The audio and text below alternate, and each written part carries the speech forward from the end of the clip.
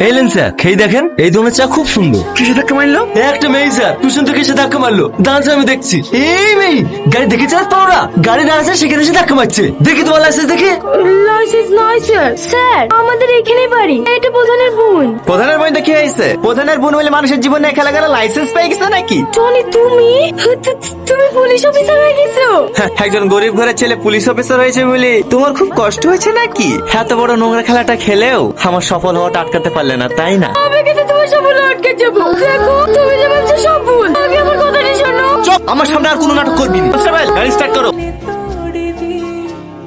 কি হলো, তুমি গাড়িতে উঠলে কেন? নামো। না, নামবো না। 7 বছর ধরে তোমার লেগে আমি কষ্ট পাই। আগে আমার সব কথা শুনবো, তারপর আমি গাড়ি থেকে নামবো। তোমার কথা শোনার মতো অত সময় আমার নাই। গাড়ি থেকে নামবা। না, নামবো না। তুমি যতক্ষণ না আমার কথা শুনবো, আমি গাড়িতেই বসে থাকবো। কনস্টেবল, হ্যাঁ হ্যাঁ স্যার, নামো গাড়ি থেকে। ছাড়েন, ক্ষমতা গায়ে হাত দেবেন না। নামছি।